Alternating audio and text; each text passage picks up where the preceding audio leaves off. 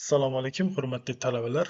Bugun sizlar bilan 8-amaliy mashg'ulotimiz, ya'ni bajarilgan chizmani taxt qilish va A3 yoki A4 formatdagi qog'ozga chop etish tartibi bilan tanishib o'tamiz. Bugun chop etish tartibi deganda nimani nazarda tutyapmiz? Hozir AutoCAD'dagi faylimizga kirib olaylik. Demak, mana shu chizma chizilgan, mana berilgan ikkita e, ko'rinish orqali uchinchi profil proyeksiya topilgan. Hozir sizlar bilan A3 format qog'ozni e, qog'ozga joylashtirib, chizib, burchak shtampi, ya'ni asosiy yozuvni ham chizib, yozuvlarini yozib, uni PDF holatda saqlashni o'rganamiz. Demak, birinchi navbatda e, qog'ozlarni o'lchamlarini bilib olishimiz kerak. Ya'ni bu yerda mana hozir A3 format qog'ozning chegaralari qanday chegaralanishi va boshqalari mana bu yerda asosiy yozuv o'lchamlari ham berilgan. Bu A4 formatniki. A3 formatni o'lchamini bilamizki 420 ga 297 millimetr bo'ladi. Demak, biz line yordamida chizishni boshlaymiz.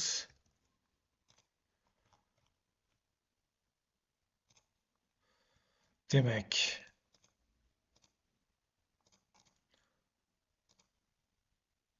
ikki yuz to'qson yetti 420 shuni boshlanish nuqtasiga olib kelib va mana birlashtirib qo'yamiz. Demak, bizda hozir A3 formatni xalqaro standartga, ya'ni ISO standartiga moslashtirilgan o'lchamda chizib oldik. Endi chap tomonidan 2 santimetr, ya'ni 20 millimetr ichkariga, chetlaridan esa tepa, past va o'ng tomonlaridan esa 5 millimetr nima qilishimiz kerak? Hozir offset buyrug'ini tanladik va 20 deb yozib enter bosamiz va chiziqni ichkariga qarab tortamiz. Offsetni yana faollashtiramiz. 5 deb yozamiz, enterni bosamiz, pastga tortamiz, kerakli tomonlarga olib boramiz.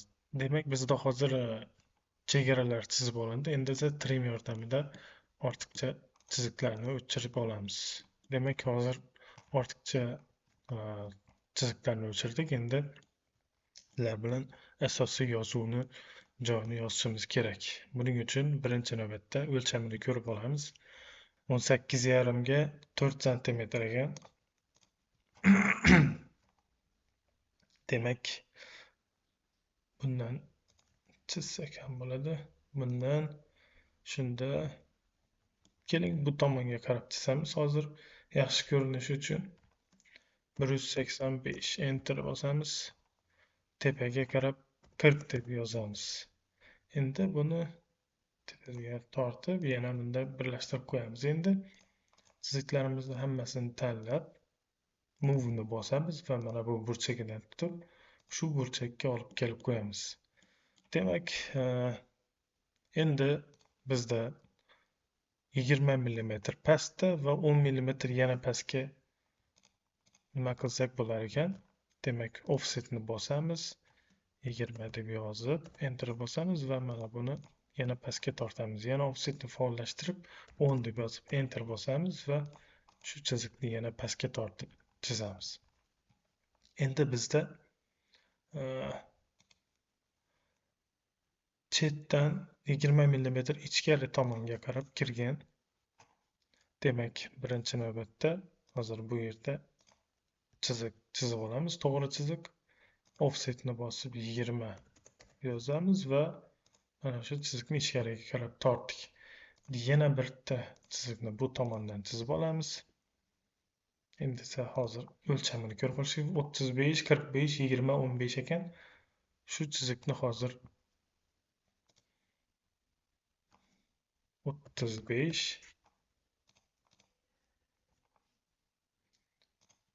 45, 20, 15 edi. Yana faollashtiramiz. 45, 20 va yana 15 deb yozib enter bosamiz va buni demak bizda vertikal holatdagi chiziqlarni o'chirib oldik. Endi ortiqcha chiziqlarni o'chirib olamiz. Demak, trimni bosamiz va bularni o'chiramiz. Bu yerda ham o'chadi, chunki bizda bu yerda faqat shunaqa ochiq holatda turibdi. Demak, endi bu yerga chizdimi yoki bajardimi? Chizdi deb yozilgan ekan. Hop.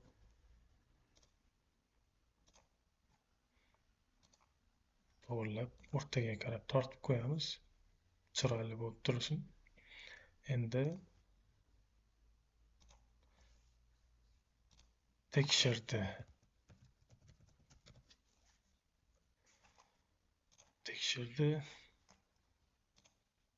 Familiya, imzo, sana, mavzu.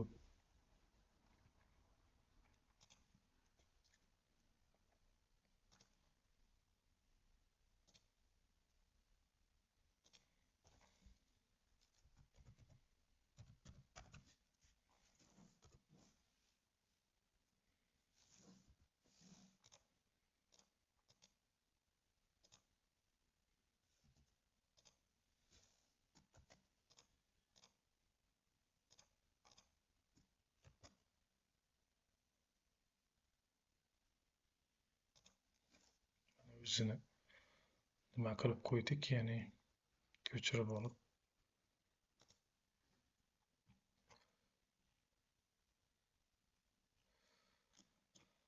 Endi bu yerlarga sana yoziladi.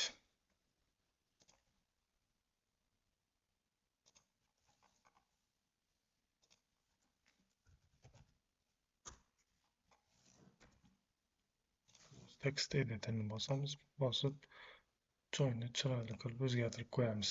Demak, copy'ni bosamiz, bosib chetiga olib kelsak, mana o'zi andoza sifatida, ya'ni nima qiladi. Endi bu yerga yana nimalar yoziladi? Sana, fakultet, guruh, kurs nomi yozilar ekan. Sanani bu yerga qo'yib, bu yerga imzo yozishimiz kerak.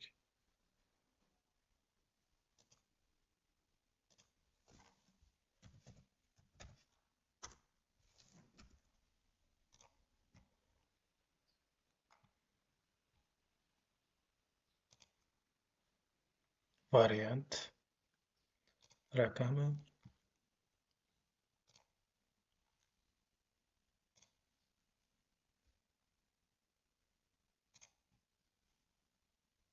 yarim millimetr qilib yozamiz.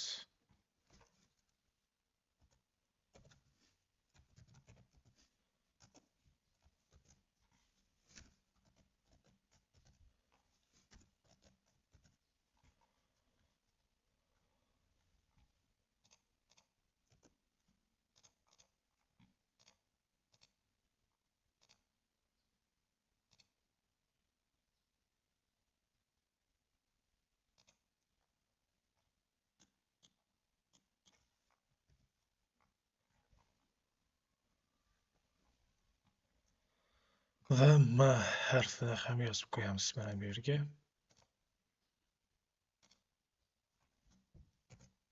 Masshtab degani bu 2,5 millimetr qilib yozamiz buni ham. Demak, shunaqa qilib yozamiz. Burchak, ya'ni asosiy yozuv deb aytiladi bu joyi. Shu asosiy yozuvlarni mana shunaqa qilib to'ldirib, har bir topshiriq uchun topshiriqlarni shunaqa qilib bajaramiz. Keyingi masalada chizilgan chizmamizni endi umumiy holatda buni PDF holatga keltirib, keyin pechatdan chiqarishimiz kerak bo'ladi. Buning uchun plot, mana bu plot tugmasini bosamiz. E'tibor beramiz endi. Monoxrom CTB yozuv monoxrom.ctb printer plotterda dvg to pdf turadi. Bu yerdan esa paper size'da A3 ni tanlab 420 ga 297 ni tanlab qo'yamiz, chunki A3 formati shunaqa. Bu joylariga tegmaymiz. Keyin plotda windowni tanlab, mana bu yerda ham windowni tanlaymiz va qog'ozni boshlanish va tugash joyigacha olib boramiz. Belgilandi. Center the plotni bosib qo'yamiz. Ya'ni belgilangan joyni markaziga hosil bo'ladi. Ya'ni mana buni markaziga fit to paper va preview tugmasini bosamiz. Mana qog'ozimizga ideal holatda joylashdi. Endi buni apply to layout OK tugmasini bosamiz va 8-amaliy deb yozib qo'yamiz. Amaliy dars. Demak, shu bilan darsimiz tugadi. Mana shunaqa holatda har bir bajargan ishimizni bajarib yakunlab qo'yamiz. E'tiboringiz uchun rahmat.